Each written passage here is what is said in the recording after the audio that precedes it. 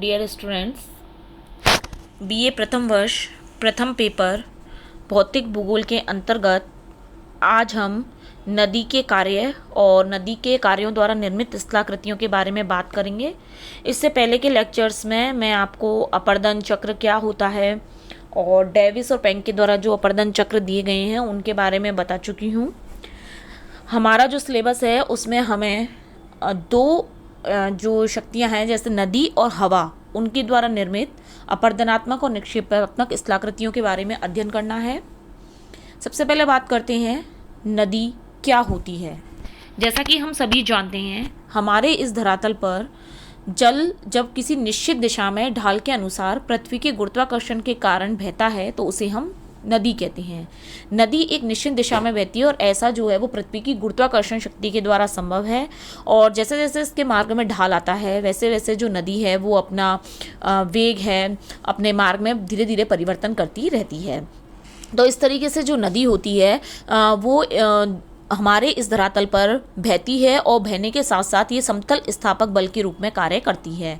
अर्थात हमारे नदी अपने मार्ग में आने वाले जितने भी ऊंचे उठे हुए भूखंड होते हैं, चाहे वो पर्वत हैं चाहे वो पठार हैं, उनको तोड़ फोड़ करके और उनको धीरे धीरे समतल क्षेत्र में तब्दील करने का कार्य करती है। तो नदी जो अपना ये कार्य करती है वो 3 रूपों में संपादित करती है। इन्हें हम नदी के प्रकार भी कह सकते हैं। ये 3 रूप हैं। सबसे पहला आता है अपर्दनात्मक कार्य। नदी सबसे पहले अपने मार्ग में आने वाले ऊंचे उठे हुए भूखंडों को काट करके कंकड़ पत्थरों में तब्दील कर देती है या बदल देती है और उसके बाद में फिर वो इन कंकड़ पत्थरों को अपने वेग के साथ में बहा करके ले जाती है। तो सबसे पहले अपर्दन का कार्य करती है। कंकड़ पत्थर जब टूट जाते हैं किसी भी स्थान पर और नदी वेग से बहती है तो फिर इन कंकड़ पत्थरों को एक स्थान से दूसरे स्थान पर ले जाने का कार्य करती है। तो अपर्दन के बाद में नदी के द्वारा ये जो एक स्थान से दूसरे स्थान पर ले जाने का कार्य किया जाता है इसे हम परिवहन कहते हैं।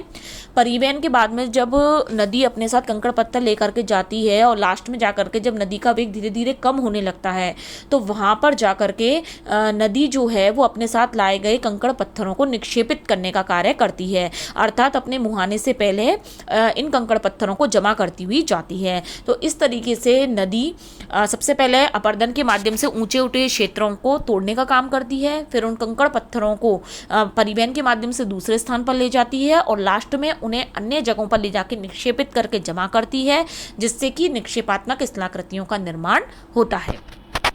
सबसे पहले हम बात करते हैं नदी के अपर्दनात्मक कार्य के बारे में। अर्थात नदी अपना अपर्दन कार्य कंकड़ पत्थरों को तोड़ने का कार्य किस तरीके से करती है। तो नॉर्मली नदी के द्वारा 4 तरह से कार्य किया जाता है। पहला है घुलीकरण। घुलीकरण में नदी अपने मार्ग में आने वाले कोई भी पर्वत है पठार है उनके जो कंकड़ पत्थर होते हैं या उनमें जो खनिज पदार्थ होते हैं उन्हें अपने जल में घोलने का कार्य करती है। इसके बाद में नदी के द्वारा जलगति क्रिया की जाती है। अर्थात जलगति क्रिया के माध्यम से जो नदी होती है वो अपना जो जल होता है उसके वेग के माध्यम से इन कंकड़ पत्थरों को तोड़ने का काम करती है। इसके बाद नदी जो होती है अपने साथ जितने भी कंकड़ पत्थर बहा करके ले जा रही है उनमें घर्षण की क्रिया होती है। अर्थात नदी अपने वेग के घर्षण के माध्यम से इन कंकड़ पत्थरों को तोड़ने का कार्य करती है। इसके अलावा सन्निकर्षण भी की क्रिया भी होती है, जिसमें कि नदी के द्वारा जो कंकड़ पत्थर ले जाए जा रहे हैं वो आपस में रगड़ खाकर टूटने लगते हैं, यानी आपस में ही रगड़ खाते हैं, तो उससे जो है वो सन्निकर्षण की क्रिया होती है। तो इस तरीके से नदी जो है वो अपर्दन का कार्य 4 तरीके से करती है, जिसमें घुलीकरण, जलगति क्रिया, घर्षण और सन्निकर्षण की क्रियाएं संपादित होती हैं। अगर हम नदी के वेग और उसकी अपर्दन शक्ति की बात करते हैं तो इन दोनों में वर्ग का संबंध होता है। यानी कि अगर नदी का वेग दुगना होगा तो उसकी अपर्दन शक्ति 4 गुनी होगी। अर्थात नदी में जितना अधिक वेग होगा वो उतनी ही ज़्यादा गति से किसी भी पर्वत को किसी भी क्षेत्र को तोड़ना फोड़ने का कार्य करेगी, तो उसकी जो अपर्दन शक्ति होगी वो 4 गुना हो जाएगी। एक नदी का जब हम बात करते हैं नदी के अपर्दनात्मक कार्यों में तो एक आधार तल शब्द आता है। आधार तल का मतलब होता है नदी जब अपना लंबवत अपर्दन करती है अर्थात अपनी गहराई में अपर्दन करती है तो एक ऐसा बेस आता है जहां पर जाकर के नदी अपर्दन करना बंद कर देती है, जो अपर्दन की अंतिम सीमा होती है, तो इसे हम आधार तल कहते हैं। दूसरे शब्दों में हम कह सकते हैं कि नदी की जो घाटी निर्मित होती है उसका जो आधार तल होता है वहां तक की नदी जो है वो अपर्दन करती है, ये उसकी चरम सीमा होती है और इसी को हम आधार तल कह सकते हैं। आधार तल की जो संकल्पना है उसका प्रतिपादन पावेल के द्वारा किया गया था। अब हम बात करते हैं नदी जब अपना अपर्दन कार्य करती है तो उसको कौन कौन से कारक प्रभावित करते हैं। सबसे पहले आता है नदी का वेग। जैसा कि मैंने आपको पहले भी बताया, जितना ज़्यादा नदी का वेग होगा उतनी ही उसकी अपर्दन शक्ति बढ़ती जाएगी। यानी अगर नदी की या वेग दुगना हो गया तो उसकी अपर्दन शक्ति चौगुनी हो जाएगी। तो अपर्दन कार्य अच्छी तरीके से होए इसके लिए सबसे पहली चीज़ तो यह नदी का वेग प्रॉपर होना चाहिए। ज़्यादा वेग वाली नदी होगी वो अच्छे तरीके से जो है वो किसी भी क्षेत्र का अपर्दन कर सकेगी। वेग कम होगा तो अपर्दन में भी जो है वो दिक्कत आएगी।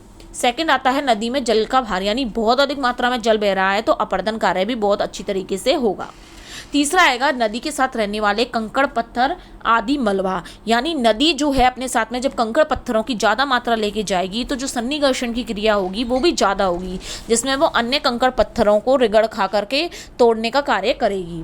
और लास्ट आता है नदी का आयतन। नदी का जो आयतन होता है अर्थात कितने क्षेत्र में नदी का फैलाव है, कितने एरिया को वो कवर करके चल रही है, ये भी नदी के अपर्दनात्मक कार्य को प्रभावित करते हैं। तो इस तरीके से नदी जो है वो सबसे पहले अपर्दन का काम करती है और किसी भी क्षेत्र को समतल करने का कार्य करती है। अब हम बात करते हैं नदी के जो अपर्दनात्मक स्थल रूप हैं वह कौन कौन से हैं। सबसे पहले आता है वी आकार की घाटी। नदी जो होती है जब पर्वतीय क्षेत्रों में लंबवत अपर्दन के द्वारा गहरी घाटी का निर्माण करती है तो अंग्रेजी का जो वी अक्षर होता है, वी फॉर वैन, उस तरह की आकृति का निर्माण होता है तो उसे हम वी आकार की घाटी कहते हैं। ये नदी जो होती है वो अपनी प्रारंभिक अवस्था में निर्मित करती है। इसके बाद जो सेकंड आता है वो आता है गॉर्ज या कैनियन। गॉर्ज और कैनियन की जब हम बात करते हैं तो ये टश आकार की घाटी के ही दो रूप होते हैं, यानी गहरी और सकरी घाटी को गॉर्ज कहते हैं और गॉर्ज का जो बड़ा रूप होता है उसे हम कैनियन कहते हैं। जैसे कि सिंधु गॉर्ज है, दिहाग गॉर्ज है, अर्थात जब नदी के द्वारा अपनी गहरी और सकरी घाटी का निर्माण किया जाता है तो उसे हम गॉर्ज कह देंगे और धीरे धीरे जब ये गॉर्ज बड़ा हो जाता है तो ये कैनियन का रूप धारण कर लेता है। इसके बाद नेक्स्ट आती है जलप्रपात। जलप्रपात का मतलब है झरना। जब किसी भी स्थान पर नदी का जल जो होता है वो खड़े ढाल के सारे बहुत अधिक वेग से नीचे की ओर गिरता है तो उसे हम जलप्रपात कहते हैं। जितना ढाल खड़ा होता है तो प्रपात की जो ऊंचाई होती है वो भी बहुत अधिक देखी जाती है।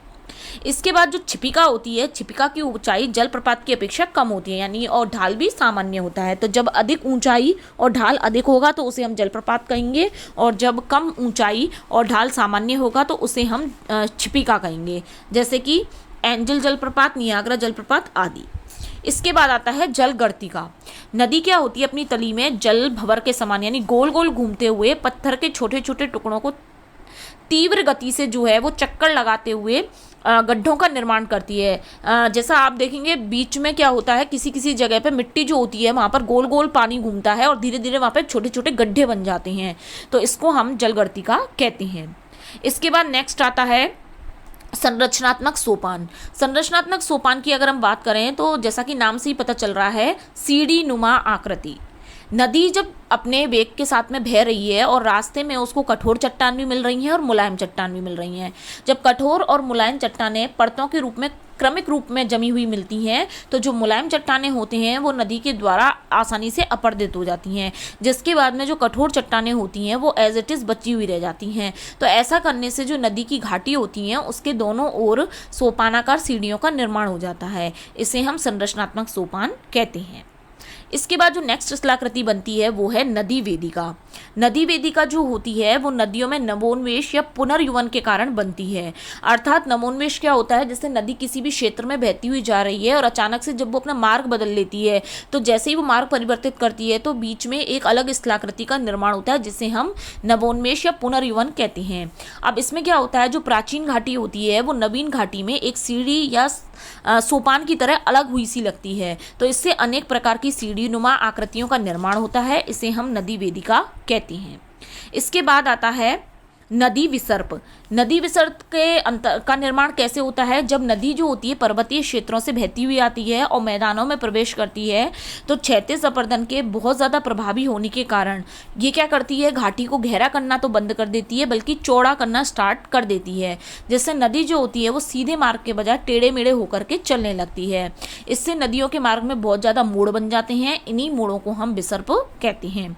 जब नदी अपना अपर्दन कार्य करती हुई लास्ट में जा करके अपनी अंतिम अवस्था में पहुंच जाती है तो वहां पर क्षैतिज अपर्दन और निक्षेप दोनों के मिलने से संप्राय मैदान का निर्माण हो जाता है। तो इस तरीके से नदी के द्वारा अपर्दनात्मक कार्य किए जाते हैं, जिनके माध्यम से विभिन्न अपर्दनात्मक स्थलाकृतियों का निर्माण होता है।